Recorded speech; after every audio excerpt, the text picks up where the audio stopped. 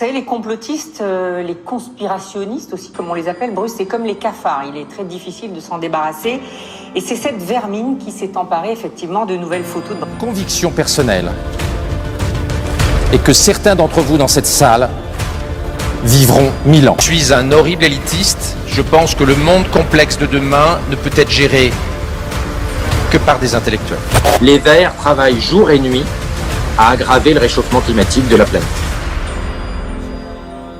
Laurent Alexandre divise, et il divise à tel point qu'on se retrouve avec deux camps farouchement opposés. D'un côté, il y a les fans de Laurent Alexandre qui sont littéralement fous de lui. Ils y voient enfin quelqu'un qui ose dire les choses, même si elles ne sont pas politiquement correctes, qui ose parler des vrais sujets importants pour notre avenir, et qui ose remettre à leur place les imbéciles qui disent des idioties à longueur de journée. Ça c'est vrai ça! Pourtant, de l'autre côté, il y a de nombreux intellectuels et une foule de gens enragés dans les commentaires de chacune de ces apparitions qui disent que ce n'est qu'un technophile qui veut mettre des puces dans le cerveau de nos enfants, que c'est un polémiste qui ne parle que pour faire le buzz, ou même que c'est un sataniste.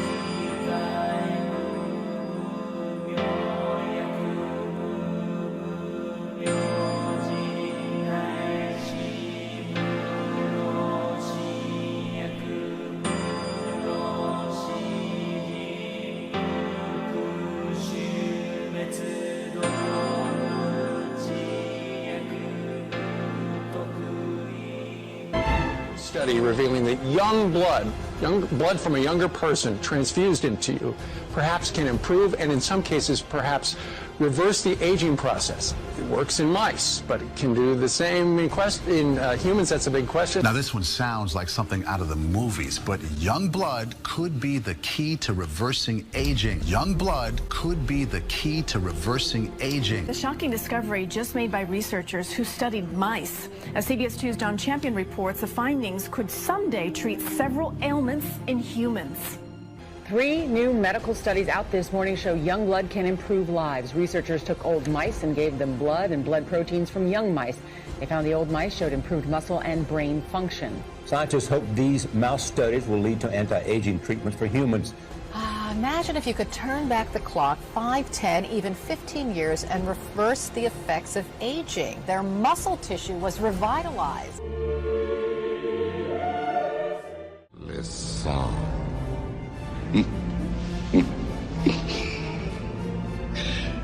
È troppo presiera, porque le gaspille. An exciting story today. Some are calling it vampire therapy. Others see it potentially as the fountain of youth. Vampire therapy. Others see it potentially as the fountain of youth. New studies finding that young blood, real young blood, can improve and in some cases reverse the aging process in mice. Now the question is, could it do the same thing in humans? Le Christ est avec nous et son sang est à nous. Le Seigneur est des nôtres. Il nous pouvoir est immense. La puissance divine est avec nous. Le Seigneur est des nôtres et son pouvoir est immense. Le Seigneur est des nôtres et son pouvoir est immense.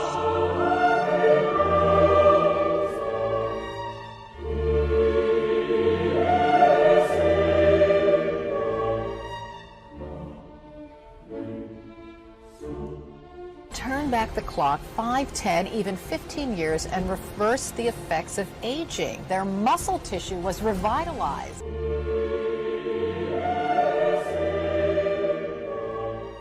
L'adrénochrome est créé lorsqu'une grande quantité d'adrénaline est libérée dans le sang. Maintenant, les gens très riches, l'élite, si vous voulez les appeler ainsi, utilisent cette drogue comme un moyen de se défoncer. Essentiellement parce qu'elle donne une énorme sensation d'euphorie, si je dois croire les sources que j'ai lues. Mais elle a aussi un effet anti-âge. C'est donc de là que vient l'histoire du conte Dracula et des vampires.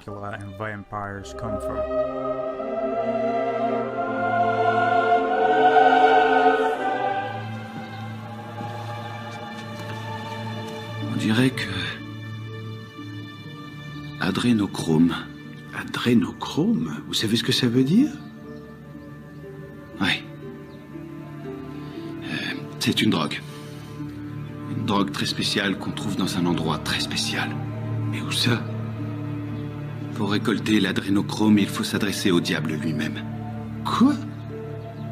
Il faut tuer pour en avoir. En tant qu'avocat, je te conseille de t'envoyer une gorgée de petite bouteille brune dans ma trousse de toilette. C'est quoi ce truc? À côté de ça, même la plus pure mescaline, tu la prends pour de la limonade. Adrénochrome. Adrénochrome? Quel genre de client monstrueux t'a filé un truc pareil? Satano démoniaque. Je crois qu'il n'y a qu'une origine pour un truc pareil, c'est la glande médulo-surrénale provenant d'une opération sur un humain encore vivant. Ah, je sais. Fascination pour le sang depuis cette antiquité. Alors, il y a de multiples explications. On utilise d'ailleurs de plus en plus dans les articles scientifiques qui parlent de parabiose hétérochronique un terme parallèle qui s'appelle le vampirisme médical. Donc on est bien là dans l'idée de faire référence aux vampires des Carpates, c'est cette idée de consommer le sang. Cette idée de vampirisme, donc, elle n'est plus vue comme simplement un élément de littérature fantastique ou de cinématographie fantastique, mais comme un trait caractéristique d'un état d'esprit régnant chez certaines personnes qui sont une extrême minorité, mais une minorité agissante. Lorsque Gérard Fauré a parlé de cela, après l'avoir déjà fait chez vous, mais il en a parlé sur TPMP, et à ce moment-là, on a assisté à un déchaînement médiatique pour dire que tout cela était du complotisme. Le lendemain de l'émission de TPMP, le journal Le Monde a écrit que c'était de l'antisémitisme, du complotisme antisémite. Alors, on a même vu Libération parler de xénophobie. Bon, je ne vois vraiment pas comment on peut relier la xénophobie ou l'antisémitisme à tout cela. En tout cas, si des médias, dès le lendemain de la tentative de rendre ce sujet accessible sur la place publique, si des journaux comme Le Monde et Libération se lancent immédiatement dans la bataille pour tenter de discréditer ce sujet, cela me semble être la bonne démonstration que ce sujet doit être justement creusé. Les échantillons donnent quelle qualité? Excellent produit, sire. Du premier choix. Ce sont des spécimens particulièrement bien constitués. Si le marché reste stable, une moisson en fin de siècle garantirait des profits laissant dans la poussière votre concurrent immédiat.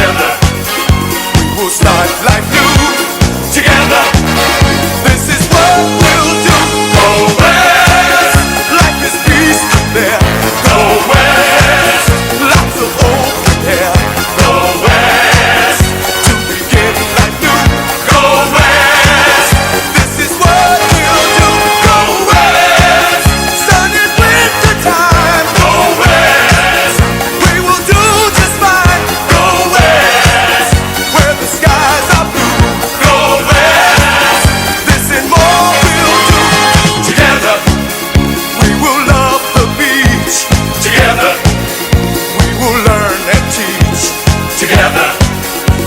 our pace of life.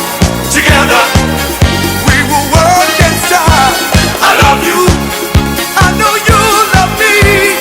I want you happy and carefree. So that's why I have no protest when you say you want to go west. Life is peaceful there. Go west. Lots of open air. Go west. To begin life new. Go west.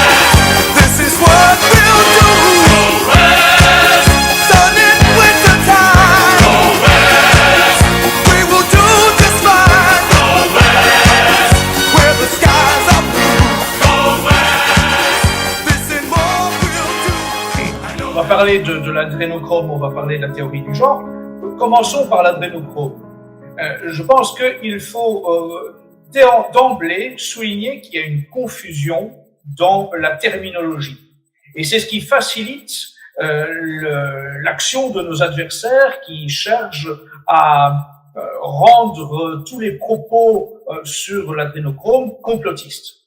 Donc effectivement, l'adrénochrome n'est pas le mot qu'il faut utiliser. C'est la première chose qu'il faut expliquer à votre public.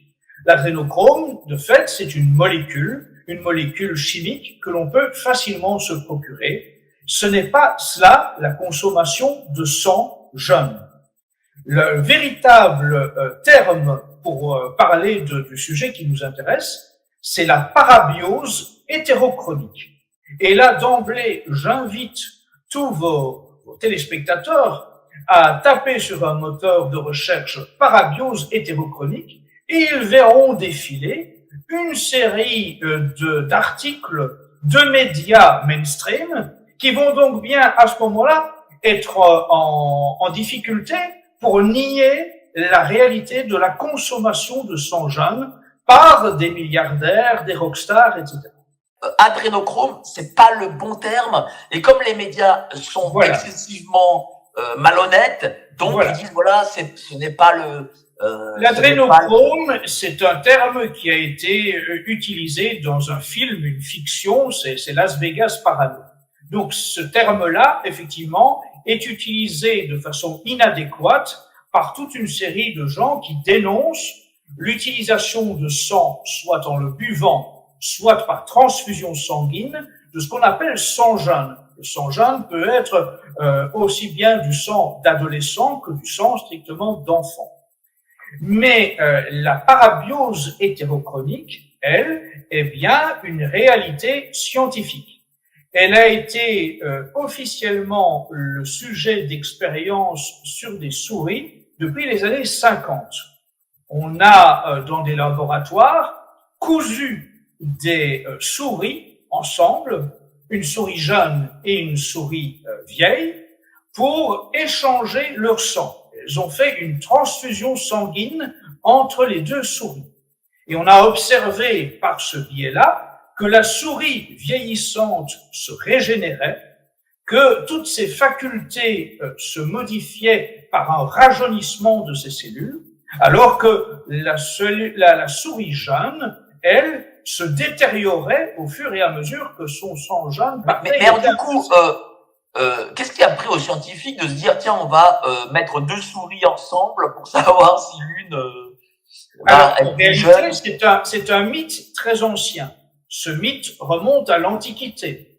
On en parlait déjà dans la Grèce antique. L'idée de boire du sang pour se régénérer était déjà un mythe de la société antique. Et même à la Renaissance, Léonard de Vinci a également parlé de cette forme de régénérescence. Ce qui a sans doute modifié la donne, c'est effectivement l'hypothèse de pouvoir traiter ça dans des laboratoires, de pouvoir analyser les conséquences, de façon à pouvoir vendre cela bien cher à des milliardaires. Parce qu'à partir du moment où on a établi en laboratoire dans les années 50 qu'il y avait bien une régénérescence de souris par la transfusion sanguine, cela a évidemment fait l'objet de toute une série de projections, de spéculations pour la régénération, le rajeunissement de personnes riches. On vise évidemment, dans ce cas-ci, des milliardaires, des hommes d'affaires, des rockstars, des stars du showbiz d'Hollywood, qui ont à ce moment-là été appâtés par cette idée que la transfusion sanguine allait leur servir d'élixir de jouvence. Alors comment est venu, alors, voilà, on sait que dans les laboratoires, on a fait ces tests, très bien, mais comment est venue l'idée pour ces stars de boire ce sang? Est-ce qu'il y a eu des gourous, type à l'époque des Charles Manson, des gens comme ça, qui l'ont dit, voilà, nous avons la solution pour que vous soyez éternellement jeunes, parce qu'on sait que à Hollywood, ils sont obnubilés par cette forme de jeunesse. Absolument, absolument. Alors, bien sûr, on peut considérer qu'il y a toute une série de sectes, et bien sûr sataniques, qui jouent sur la consommation du sang dans le cadre de rituels qui entretiennent un mythe, et on sait bien que il y a des interactions entre toute une série de gens de Hollywood et des sectes sataniques. Et aussi, il faut ajouter un autre élément qui importe pour bien comprendre le développement de la recherche de parabiose hétérochronique, c'est le transhumanisme. Vous avez, au cours des dernières années, un investissement dans ce qu'on appelle la pensée transhumaniste, l'idée de l'homme éternel. C'est notamment financé, là encore, par des milliardaires, notamment de la Silicon Valley. Et donc, cette idée d'homme immortel, ou en tout cas d'homme qui va pouvoir vivre 120, 150, 200 ans, eh bien, cela permet à des milliardaires d'essayer d'envisager un avenir, disons, immortel. Et dans ce cadre-là, dans le cadre des recherches transhumanistes, la parabiose hétérochronique, la consommation de sang d'enfant a fait l'objet de recherches. Il n'est pas un hasard que l'un des plus importants milliardaires qui s'intéresse au transhumanisme et à la consommation de sang jeune, à la parabiose hétérochronique, s'appelle Peter Thiel. Peter Thiel, il faut bien avoir ce nom en tête. Peter Thiel est l'un des cofondateurs du système de paiement PayPal. C'est aussi l'un des plus importants financiers de Facebook. Et c'est aussi l'un des financiers des recherches transhumanistes. Or, lorsqu'on a avancé auprès de Peter Thiel le résultat des recherches sur ces souris, lorsqu'on a rappelé à Peter Thiel que déjà dans les années 50, on avait fait des expériences démontrant la régénérescence par transfusion sanguine de souris vieilles, eh bien, cela a éveillé l'appétit de sang jeune auprès de Peter Thiel. Et il y a une enquête qui a été faite, que j'invite vos téléspectateurs à lire. Elle a été faite par un journaliste américain qui s'appelle Jeff Berkovitzy. Jeff Berkovitzy, c'est un journaliste de renommée très importante aux États-Unis. Il n'est pas du tout considéré comme complotiste, conspirationniste. Il ne participe pas à des médias dissidents. Non, c'est vraiment un journaliste américain qui a pignon sur rue. Et en 2016, Jeff Berkovitzy s'est intéressé au cas particulier de la consommation de sang jeune et en particulier au fait que ce milliardaire Peter Thiel, qui est un des pontes de la Silicon Valley, a soif de sang jeune. Et Jeff Berkovitzy a donc cherché à interviewer Peter Thiel pour savoir si tout cela était bien réel. Et Peter Thiel a tout à fait avoué son intérêt pour le sang jeune.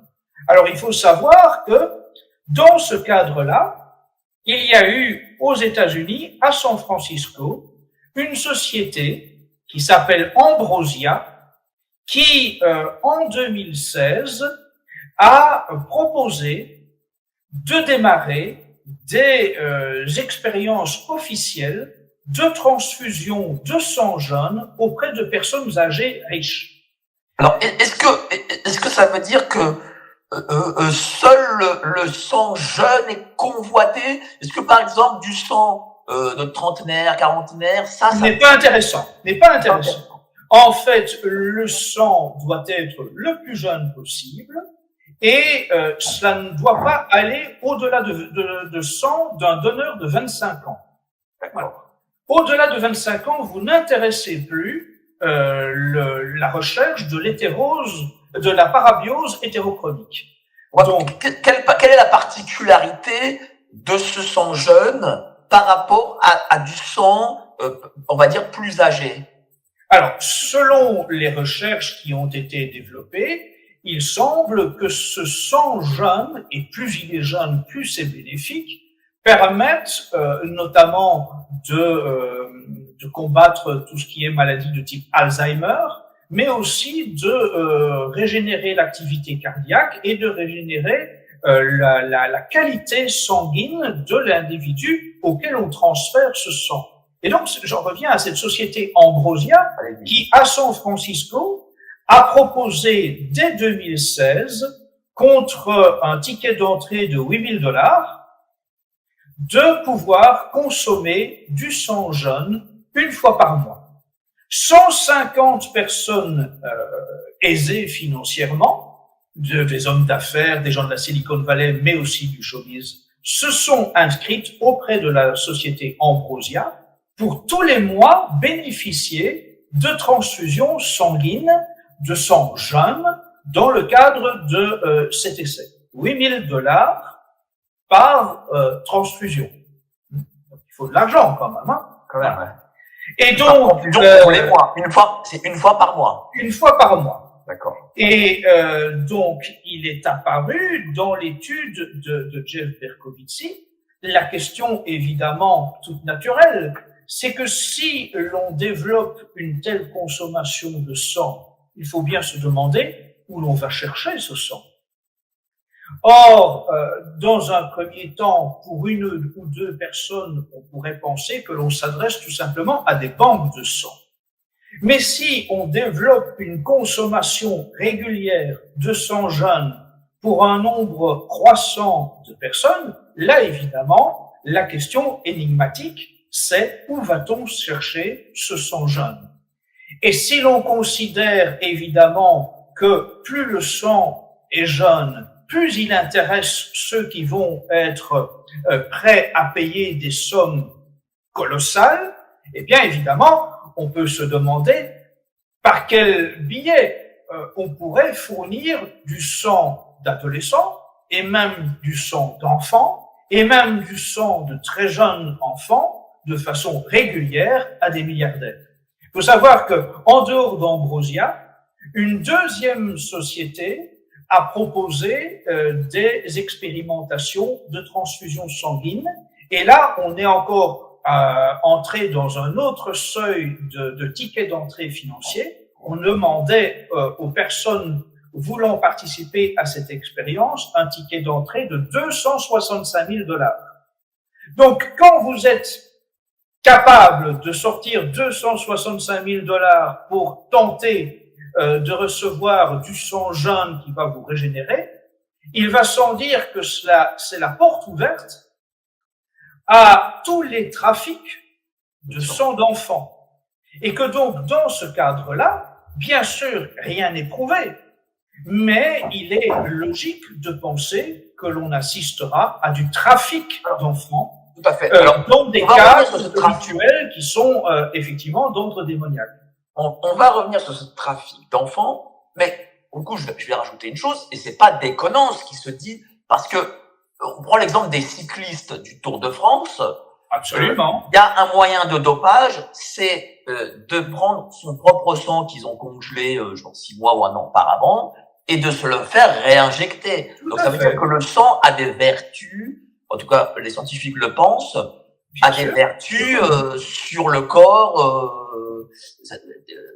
qui peuvent être parfois dopants même. Absolument. La seule évolution dans l'analyse au cours des siècles, c'est que lorsqu'on était encore dans l'Antiquité et dans la Renaissance, on a consommé souvent du sang d'enfants, mais aussi du sang de jeunes personnes après la mort de la personne. Il y avait vraiment, dans le cadre d'une pseudo-élite déjà, la consommation... Quelle civilisation peut-être, la nôtre ou d'autres? Alors, ça s'est fait, en tout cas, cela a été étudié dans la société européenne, mais bien sûr, la consommation de sang et de sang d'enfants, on la connaît dans les sociétés, effectivement, les civilisations anciennes, c'est le culte de Moloch, etc. On sait qu'il y a eu, dans des sociétés d'Amérique latine, dans des civilisations africaines, dans des cultes vaudous, il y a eu de la consommation de sang.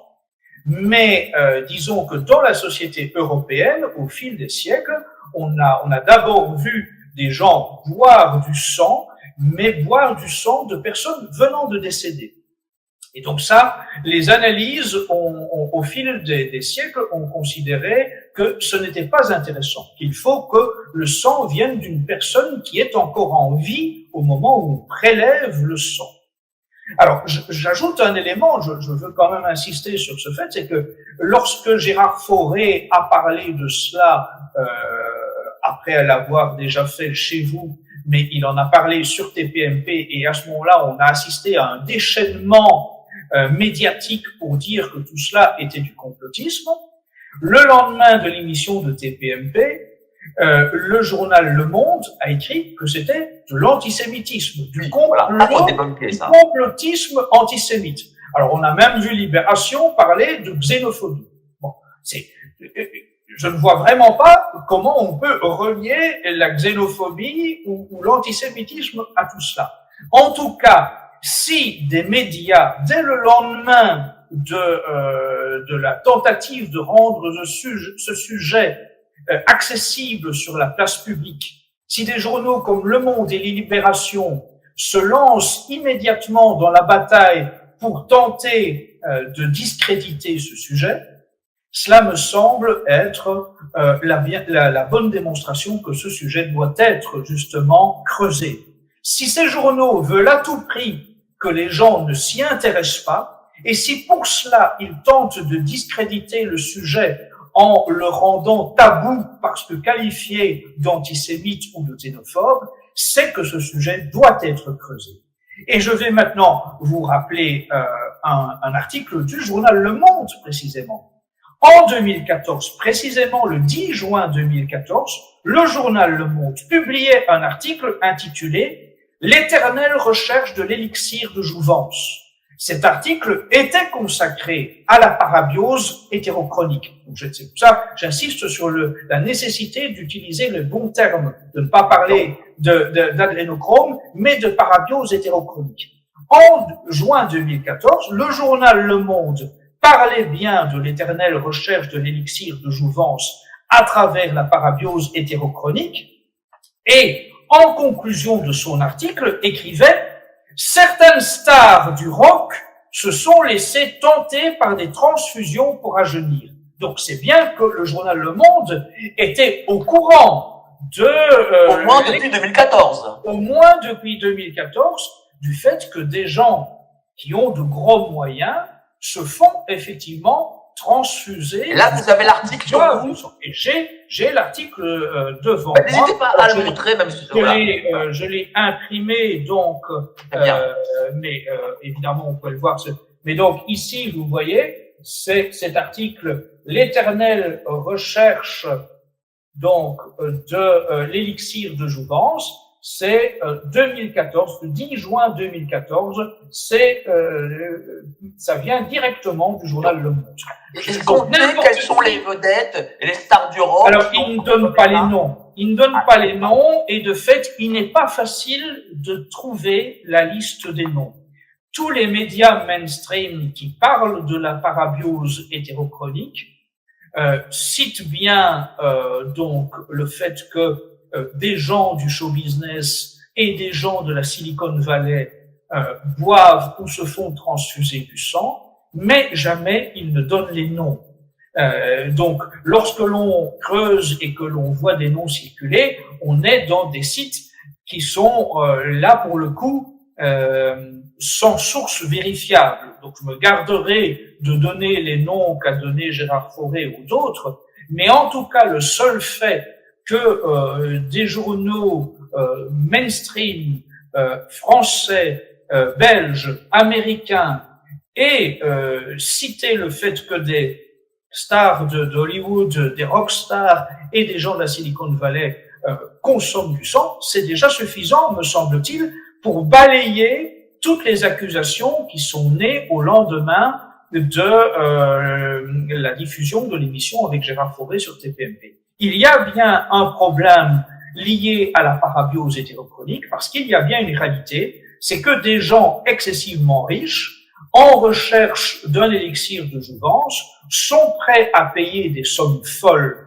pour consommer, en le buvant ou en se le faisant transfuser, du sang le plus jeune possible, et à partir du moment où ces gens sont prêts à payer des sommes folles pour cela, eh bien évidemment, ça signifie qu'il est tout à fait légitime de penser que des trafiquants ou des sectes utilisent des enfants en bas âge pour leur voler le sang pour ces riches. Alors là, on parle de sociétés comme Ambrosia, mais est-ce que derrière, il y a du satanisme? Alors, évidemment, dans les articles mainstream que l'on va trouver sur la parabiose hétérochronique, on va traiter le sujet de façon, entre guillemets, scientifique. Donc là, on n'aborde pas du tout la question des sectes sataniques. Je rajouterai quand même encore un point pour que l'on ait bien conscience que tout cela a été traité au cours des dernières années, c'est que vous avez eu sur Canal+, une séquence que l'on peut retrouver si vos téléspectateurs font des recherches un petit peu soutenues par les moteurs de recherche.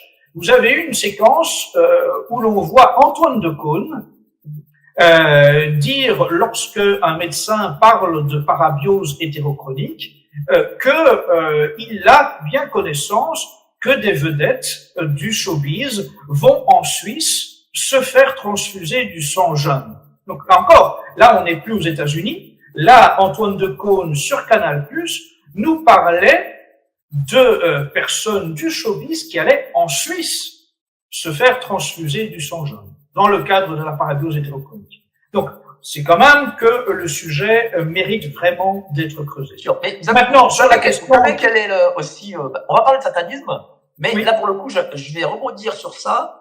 Je vois quand même qu'il y a un point commun entre les États-Unis et la Suisse, c'est le protestantisme, mine de rien. Bien sûr, bien sûr. C'est quelque chose qui se fait chez eux.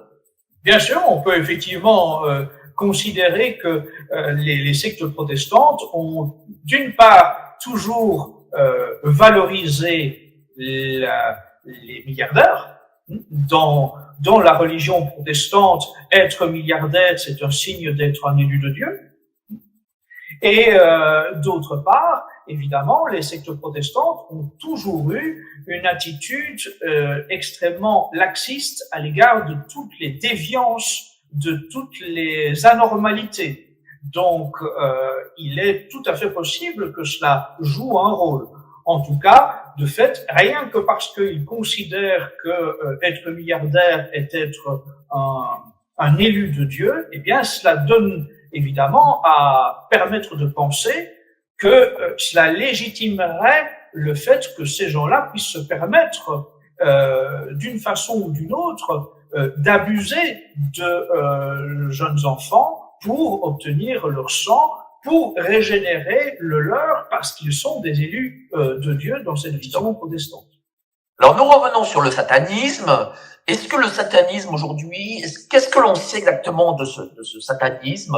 Est-ce que ça fait partie de formes de sociétés secrètes comme peut-être, je sais pas, par exemple, la franc-maçonnerie, hein? Bien sûr. Alors, il y a des ramifications.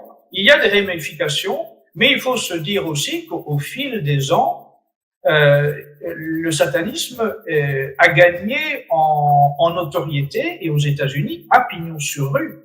Je vais simplement souligner pour vos téléspectateurs que vous avez une secte qui s'appelle le Temple satanique aux États-Unis, qui a vraiment pignon sur rue, qui a droit d'aller dans certaines écoles tenir des conférences, qui dresse des monuments sataniques sur les pelouses de campus universitaires. Et cette secte qui s'appelle le Temple satanique dispose de grands moyens financiers. Qui dit qu'elle dispose de grands moyens financiers, bien évidemment permet de conclure qu'il y a des fortunes qui derrière les alimentent en ressources financières. Eh bien, cette secte satanique du Temple satanique est en mesure de s'acheter des panneaux de 30 ou 40 mètres carrés à installer le long des autoroutes pour, par exemple, afficher qu'elle est pour l'avortement parce que l'avortement fait partie du rituel satanique. De la même façon que le temple satanique s'achète des encarts publicitaires dans la presse et des panneaux publicitaires gigantesques sur les autoroutes pour expliquer que le gender, le changement de sexe, fait aussi partie de ce qu'il est admissible dans le rituel satanique. Et donc, vous voyez vraiment une évolution aux États-Unis en ce sens. Le satanisme n'est plus simplement le fait de réunions occultes secrètes, mais le satanisme, désormais, a pignon sur rue aux États-Unis. Et malheureusement, et heureusement, malheureusement, ça vient aussi en Europe. On voit de plus en plus de jeunes sur les réseaux sociaux faire gloire à Satan et à ses affiliés. Comment et combattre on voit bien cela? toute une série de vedettes du show business jouer, en tout cas, dans leurs clips vidéo, dans leurs photographies qu'ils balancent sur Instagram, TikTok, etc., jouer sur des codes sataniques. Et donc, inévitablement, cela a un effet pervers qui est de banaliser le satanisme, de le populariser auprès des plus jeunes extrêmement influençables. Je vais rappeler aussi un élément que vous pouvez assez facilement retrouver sur Internet via un moteur de recherche. Il y a une dizaine d'années de cela, je pense que vous pouvez le retrouver dans une des émissions d'Élise Lucet sur la pédophilie. Une magistrate, donc ça n'est pas une personne loufoque d'un quelconque mouvement complotiste, une magistrate, sur un plateau de télévision, avait déclaré qu'il y avait à Paris des charniers d'enfants. Des charniers d'enfants? Une magistrate, il y a une dizaine d'années, vous retrouverez ça facilement, je vous invite à faire la recherche, une magistrate a déclaré qu'il y avait à Paris des charniers d'enfants, qu'elle ne pouvait pas en dire plus parce qu'elle était en plein dans l'enquête sur ce sujet. Et à l'issue de la diffusion de cette séquence, elle a été démise de ses fonctions. D'accord. Mais donc, ce n'est tout de même pas rien qu'une magistrate ait déclaré cela sur un plateau de télévision. Oui, parce que pour qu'il y ait ces enfants, enfin le son de ces enfants, il faut qu'il y ait, j'imagine, kidnapping et filière de kidnapping. Absolument. Et là où je rejoins Gérard Fauré, je ne dis pas que Gérard Fauré a raison sur tout, loin de là. Je pense qu'il faut faire la part des choses dans ce qu'il dit. Mais là où je pense qu'il a raison, c'est quand Gérard Fauré souligne qu'il y a, avec l'explosion de l'immigration illégale en Europe, la disparition constatée de milliers d'enfants chaque année. Vous avez, par le biais de ces immigrés illégaux qui débarquent sur les plages européennes, des milliers d'enfants en situation illégale qui arrivent parfois avec un parent, parfois sans, et qui disparaissent tout simplement, on n'en trouve plus trace. Et là, je pense qu'effectivement, c'est un thème à creuser, parce que c'est évidemment parmi ces enfants-là que des criminels pourraient facilement trouver la chair fraîche, si je puis dire, pour aussi bien les réseaux pédopornographiques que pour les rituels sataniques ou que pour les besoins de sang d'enfants pour les milliardaires. C'est-à-dire que les enfants migrants qui débarquent en France ou en Espagne ou ailleurs en Europe, même en Amérique, par exemple les enfants migrants mexicains, sont victimes de ces kidnappings pour beaucoup d'entre eux. Comment peut-on expliquer autrement le fait que de façon tout officielle, tous les organismes des différents États de l'Union européenne, des États-Unis, du Canada, qui sont censés contrôler les parcours des populations immigrées une fois qu'elles sont entrées sur notre continent, eh bien, avouent que chaque année, on perd la trace de milliers, mais pas 1000, mais on parle de 7-8 000 enfants qui chaque année disparaissent en Europe à partir du moment où ils débarquent sur l'une des plages européennes. Lorsqu'on a affaire à des enfants qui disparaissent de la sorte, évidemment, il y a d'office une raison qui n'est pas légale. Et cette raison qui n'est pas légale, comment peut-on l'expliquer autrement que par des kidnappings qui, en tout cas, en partie, vont alimenter effectivement les réseaux pédopornographiques, les rituels sataniques et donc maintenant ces banques de sang d'enfants que l'on recherche pour des milliardaires en folie. On avait aussi, rappelez-vous, dans les années 60-70, l'histoire des enfants réunionnais que l'État kidnappait. Et est-ce que déjà à l'époque on les kidnappait aussi pour leur sang? Là, je ne m'avancerai pas parce que là, je n'ai trouvé aucun élément dans ce domaine. Donc, je veux rester sur des pistes qui me semblent être difficilement discutables. Voilà, je pense que là, j'ai cité des faits. Ces faits-là, ils sont vérifiables. Donc, on ne peut pas les qualifier bêtement de complotistes. Tout ce que j'ai dit là, jusqu'à présent, est vérifiable. Et je tiens à m'en tenir à cela parce que c'est la meilleure façon d'amener le grand public à creuser le sujet et d'espérer que des journalistes courageux, des journalistes indépendants auront les moyens d'investiguer.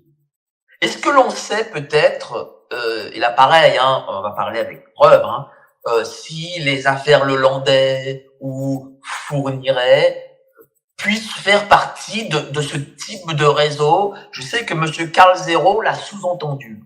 Voilà, alors Karl Zero, effectivement, en a parlé à différentes reprises. On a évidemment évoqué effectivement Lelandais, Fourniret, Dutroux. Il me semble, en tout cas, comme élément indiscutable à mettre en avant, le fait que tout cela ne peut pas être le fruit, entre guillemets, permettez-moi l'expression, d'une consommation personnelle. Lorsque l'on voit les moyens mis en œuvre par ces trois personnalités, entre guillemets, diaboliques, que sont Lelandais, Fourniret et Dutroux, il y a systématiquement dans les trois cas des liens qui ont été faits avec des gens du pouvoir, avec, dans certains cas, des loges maçonniques. Et donc, à partir du moment où de tels réseaux sont dans l'ombre de ces criminels démoniaques, eh bien, je pense qu'il est totalement légitime d'avancer la piste que ce ne sont pas des prédateurs isolés, mais qu'ils agissent bien pour le compte de clients qui passent commande. Et ces clients qui passent commande, de nouveau, ne sont pas le boulanger ou le plombier du coin. Ce sont des gens qui, dans le monde de la finance, de la politique ou du showbiz, sont des gens importants. Est-ce que l'on sait d'où vient cette fascination pour le sang depuis cette antiquité? Alors, il y a de multiples explications. On utilise d'ailleurs de plus en plus dans les articles scientifiques qui parle de parabiose hétérochronique, un terme parallèle qui s'appelle le vampirisme médical. Donc on est bien là dans l'idée de faire référence au vampire des Carpates, c'est cette idée de consommer le sang. Cette idée de vampirisme, donc, elle n'est plus vue comme simplement un élément de littérature fantastique ou de cinématographie fantastique, mais comme un trait caractéristique d'un état d'esprit régnant chez certaines personnes qui sont une extrême minorité, mais une minorité agissante. Ça, des journalistes d'investigation aux États-Unis, et je renvoie de nouveau à Jeff Bercovici et à d'autres, il y a eu des publications scientifiques sur ce phénomène qu'on appelle le vampirisme médical. Mais je vois, moi, vous avez tout à fait raison, hein, que les médias, pour le coup, essayent de débunker quoi qu'il arrive. Ils ont même envoyé Monsieur Laurent Alexandre pour ridiculiser le truc. Bon, je suis pas sûr que Laurent Alexandre soit le meilleur ambassadeur pour essayer de discréditer la tâche, parce que de nouveau, quel est le point commun entre Laurent Alexandre et le milliardaire Peter Thiel dont je vous parlais tout à l'heure et qui est avide de sang jeune? C'est que les deux sont très actifs dans le monde du transhumanisme. Les deux ont pour objectif de rallonger la durée de vie de l'individu. Et quand on dit rallonger la durée de vie de l'individu, ce n'est pas de chaque individu, de l'individu Kidam, c'est évidemment rallonger la durée de vie de l'individu qui a de l'importance pour eux, c'est-à-dire l'élite, l'oligarchie. Ça veut dire qu'il y a une volonté de créer cet homme nouveau parmi l'élite, de créer la vie éternelle, parce que j'imagine que ces gens croient dans cette vie éternelle. Ah oui, absolument. De nouveau, là, ça nous renvoie effectivement au monde du transhumanisme. Ces gens-là sont entrés dans une logique démiurge. Ils pensent pouvoir, par la science, se faire Dieu à la place de Dieu, et ils pensent donc pouvoir créer un être immortel. Et en tout cas, par des phases successives, développer déjà ce qu'ils appellent l'homme augmenté. L'homme augmenté, c'est celui qui, par différents artifices, que ce soit une pièce robotique ou le sang régénéré, va être en mesure de retrouver des capacités perdues par l'âge ou par le handicap. Mais le transhumanisme vise effectivement, et ça il faut en avoir conscience, une élite, une oligarchie. Chirurgicaux. Les premières minutes, on a tout de suite compris que ce n'était pas qu'un simple château. Ça fait quand même 20 ans que j'explore des lieux. Ce genre d'endroit, j'en avais encore jamais fait. Je m'appelle Jonathan, on me connaît sous le nom de Joe Urbex sur les réseaux sociaux, et avec 2 camarades, on a découvert ce qui pourrait être un temple de francs-maçons. Pour quitter le cercle, il faut avoir prononcé les incantations. Si la bougie ne s'est pas consumée d'elle-même, il faut l'éteindre avec les doigts et non la souffler. On s'attendait pas à une telle découverte. On était dans le sud-ouest, dans un petit village qui s'appelle Trébons. On a passé la journée en fait à faire ce qu'on appelle des checks pour trouver des maisons abandonnées. Chercher sur Google Maps. C'est là qu'Adrien me dit, écoute, j'ai un lieu. Vu du ciel, on dirait un château. Donc on décide d'y aller, il est 22h, il pleut des cordes. Que d'aventure, Adrien. Oui, que d'aventure, effectivement. On rentre dans un genre de bois. Je sais pas si vous imaginez quand même l'ambiance. Et là, on tombe sur 2 tours. Une qui est en partie un peu détruite. Pour rentrer, il a fallu qu'on passe par un petit trou.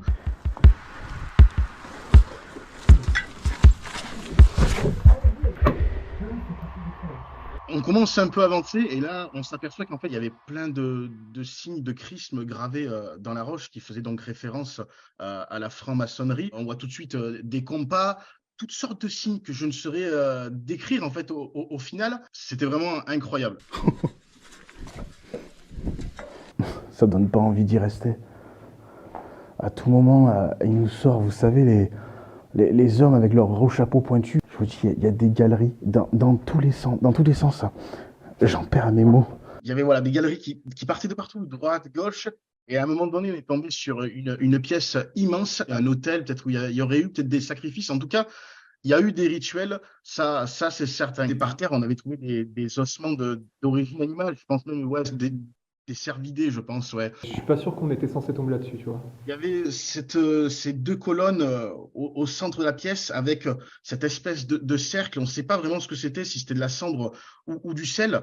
Il y avait aussi des bougies qui ont brûlé. On voit carrément les coulures sur les côtés. On voit quand même que c'est pas de la mise en scène parce que les coulures sont là depuis très longtemps. Elles ont même moisi. Il y avait de la sauge qui avait brûlé dans une petite coupelle. Et puis alors, j'ai trouvé juste à côté plusieurs textes qui nous expliquaient comment faire pour invoquer je sais pas trop ce que c'était, je veux dire des dieux païens peut-être. C'était vraiment complètement fou. Il s'agit de remercier les 4 gardiens des points cardinaux en procédant dans le sens contraire à celle de la création du cercle de protection. Il y a marqué à la gloire du grand architecte de l'univers, rite écossais ancien et accepté, Ordo ab Chaos. L'ordre vient du chaos. Année maçonnique 77-78. Rapport du grand trésorier. C'est vrai que c'était quand même assez flippant. On a trouvé un crâne, mais aussi plusieurs mâchoires. Est-ce qu'il y a eu des sacrifices? Qu'est-ce qu'ils ont fait avec? Franchement, je ne sais pas. Ça reste quand même anormal qu'il y ait tous ces ossements ici. Je comprends vraiment pas, et je vous avoue quand même que je suis à 2 doigts d'appeler la gendarmerie. Pourquoi j'ai appelé les gendarmes? Voilà, il existe quand même en France et dans d'autres pays un énorme trafic sur les ossements humains. Et je voulais pas que, après que ma vidéo soit postée, les ossements disparaissent, se fassent voler. Donc voilà, après la gendarmerie est intervenue. Ils ont carrément réveillé pratiquement toute la brigade parce que c'était en pleine nuit, il était 2h30 du matin pour qu'ils viennent voir. Quoi. Je veux dire, c'est tellement atypique. Quoi. Surtout vraiment la pièce de rituel. Osiris n'aurait pas connu la descente aux enfers sans le crime de Typhon.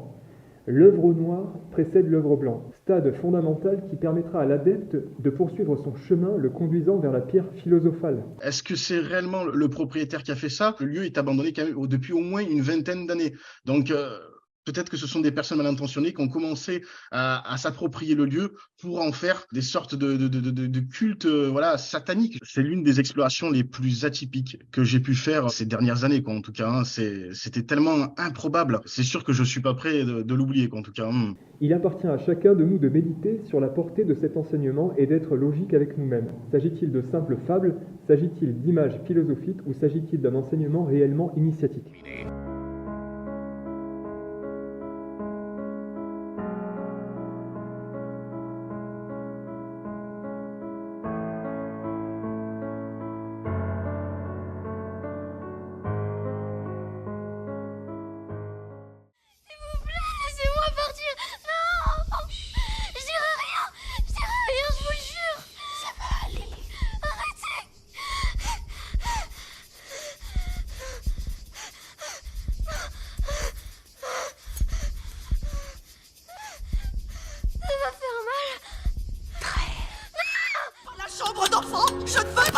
Vous devez y aller parce qu'il nous faut ceci.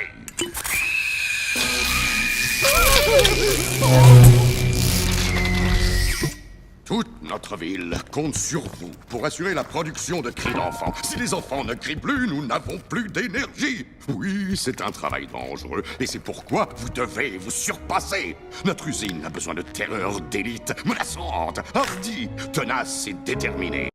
Mais l'inconvénient, c'est que, sous sa forme la plus pure, l'adrénochrome provient de la glande surrénale humaine. Et quand vous l'enlevez, le donneur meurt. La façon dont ces gens extraient l'adrénochrome sur des petits-enfants en général. Pour le dire gentiment avec vous, on ne peut jamais le dire de cette manière, mais ils terrorisent ces enfants, ils traumatisent ces enfants, ils les maltraitent, ils les mutilent. Pour faire court, ils se nourrissent littéralement du traumatisme, du stress, de la peur de ces enfants. La victime, adulte ou enfant, qui a été torturée et terrorisée durant le rituel précédant sa mise à mort, aura son sang chargé d'endorphines, de la morphine endogène. Ces endorphines sont sécrétées naturellement par l'organisme lors d'un stress intense ou lors d'une activité physique intense. Il s'agit d'une opiacée naturelle qui agit comme un antidouleur. Chez les sportifs, la libération d'endorphines permet de maintenir des efforts importants et ceux-ci développent souvent une addiction à cette sensation que procurent les hormones. C'est ce que l'on appelle le runner's high, l'ivresse du coureur. Une victime de viol et de torture, dont la douleur aura été poussée à son paroxysme, aura un taux d'endorphine extrêmement élevé dans son sang. Ce sang sera consommé comme une drogue par les participants au rituel. Comment les chrétiens pourraient-ils adorer un Dieu qui détruit une nation, un peuple entier de personnes? Dans le Deutéronome chapitre 2, Moïse témoigne à propos de Dieu qui lui commande, ainsi qu'aux Israélites, de partir et de traverser la gorge de l'Arnon. Il dit, « Vois, j'ai cédé et je vais te remettre Sion.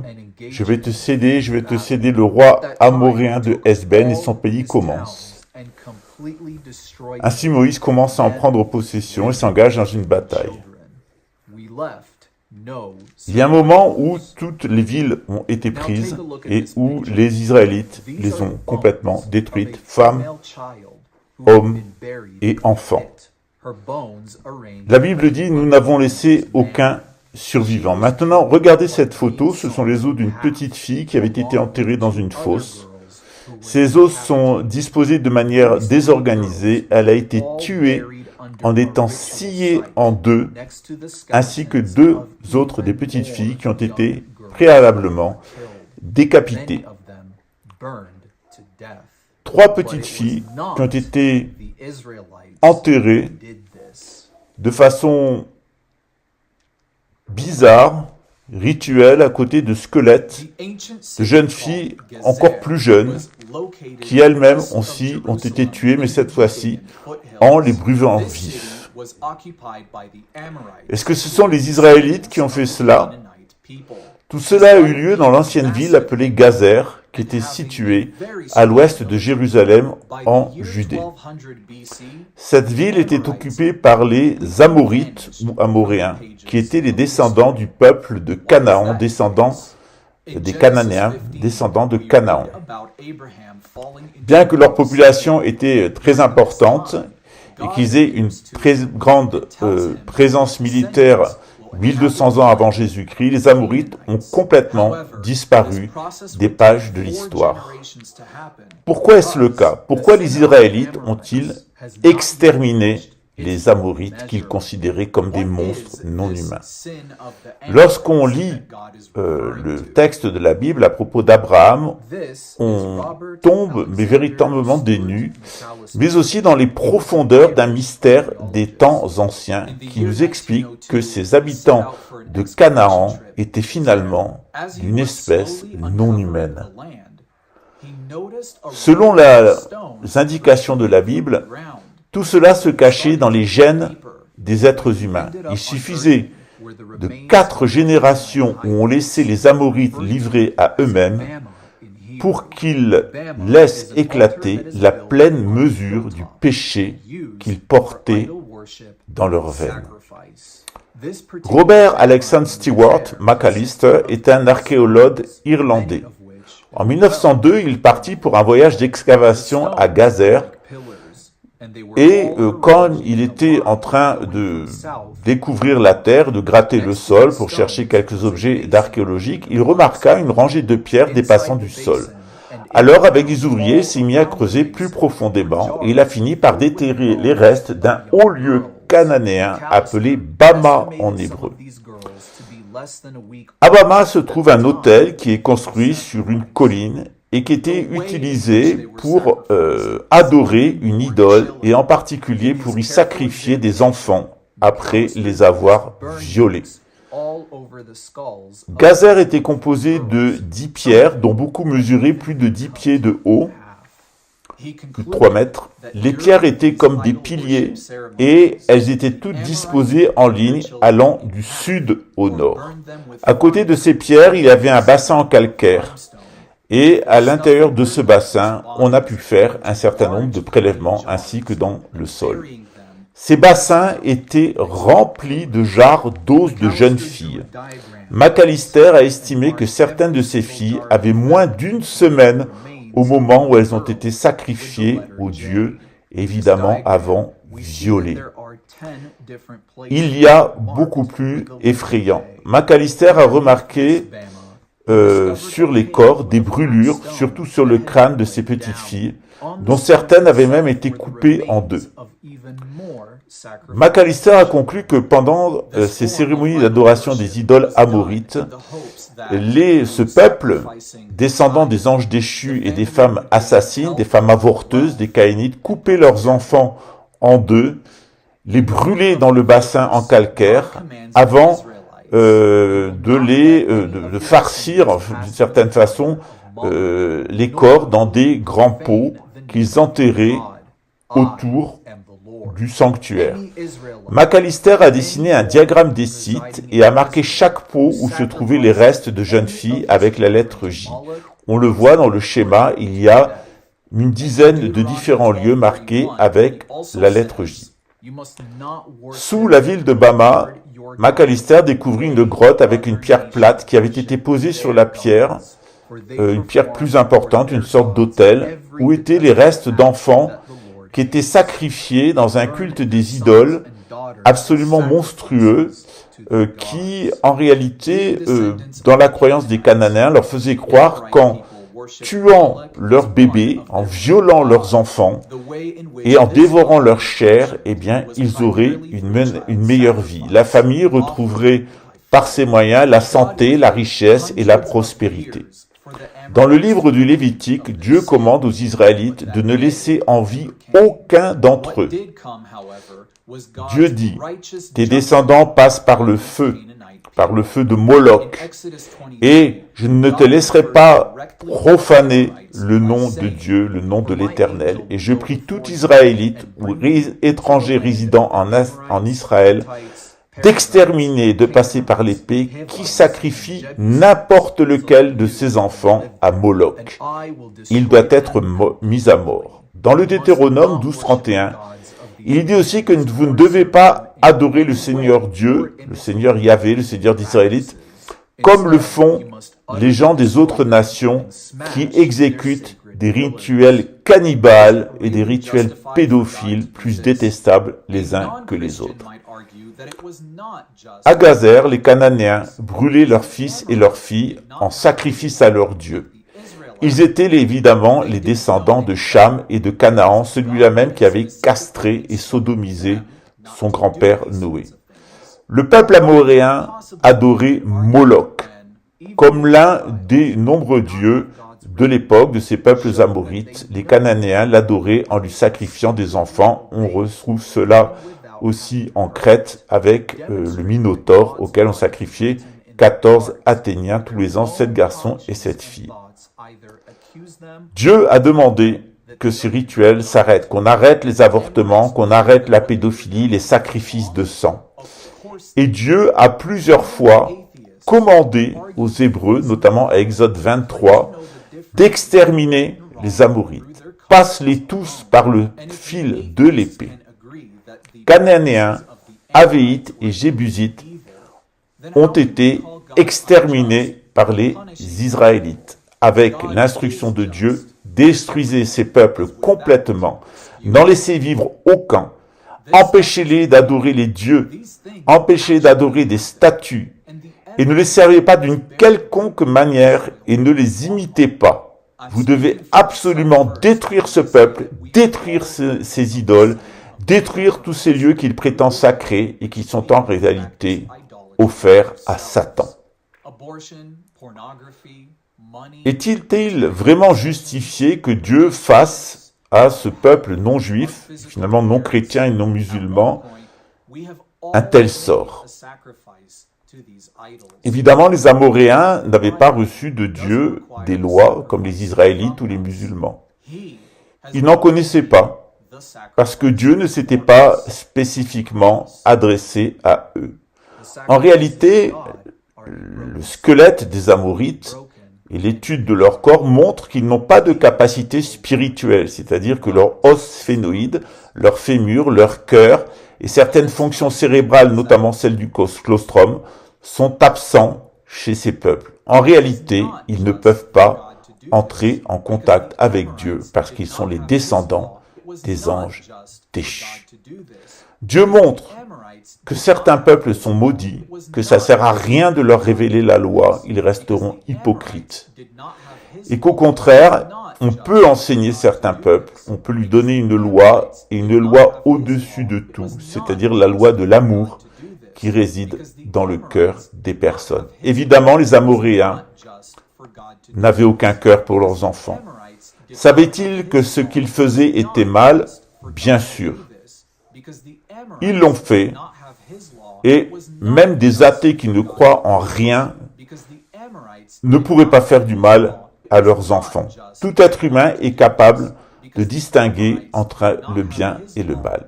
Pourquoi, même des athées, pourquoi ces Amoréens, ces Amorites, faisaient à ce point le mal? Est-ce qu'on peut qualifier Dieu d'injuste pour avoir puni ces adorateurs d'un Dieu maléfique qui leur réclamerait de tuer ses enfants, de les violer, de les dévorer? Nous sommes évidemment tous coupables du péché, tous en tant qu'êtres humains. Mais chez les Amorites, il y a là une forme d'idolâtrie particulièrement importante. Ces Amorites étaient des pornographes qui pratiquaient l'avortement, les possessions démoniaques. Ils étaient aussi des usuriers qui adoraient les richesses et des razzieurs. Ils sacrifiaient tout à leur survie physique et à leur bien-être. Bien évidemment, tous à un moment de notre vie ou l'autre, nous avons abandonné la morale de Dieu pour les raisons sociales, des raisons de sacrifice. Mais jamais nous ne sacrifierons nos enfants. En réalité, Jésus s'est sacrifié lui-même pour que ces sacrifices cessent. Et vous, qu'en pensez-vous? Sont-ce des Amorites, comme le professeur Laurent Alexandre, qui maintenant entendent diriger avec l'intelligence artificielle et des nanorobots nos sociétés? Et pensez-vous que nous devons exterminer encore aujourd'hui ces Amorites et en tout cas ne pas les laisser avoir un quelconque pouvoir sur nos vies? À vous d'en juger. À vous, Konadje, c'était les buts de Chaumont.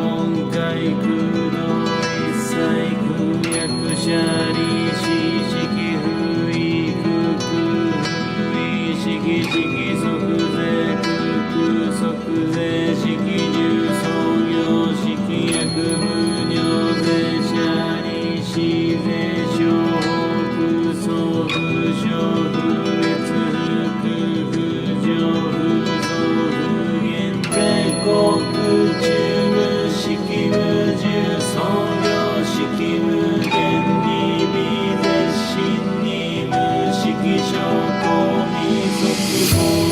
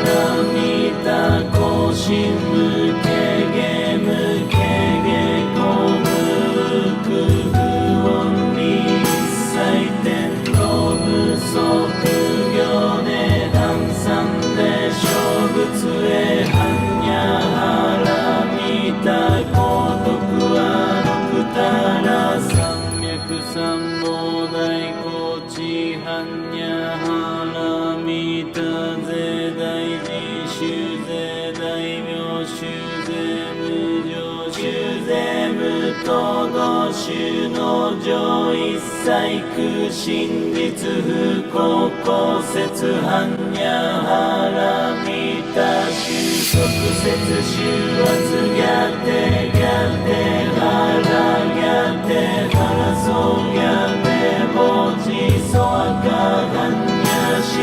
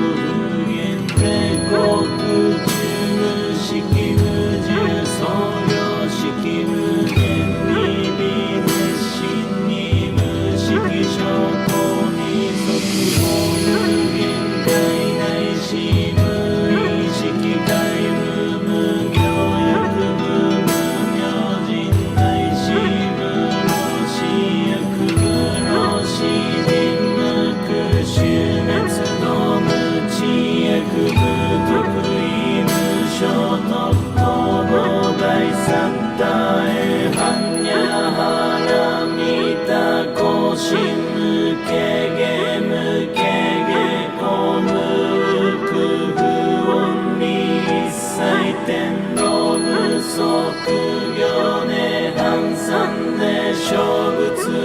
般若波羅蜜多高徳は六体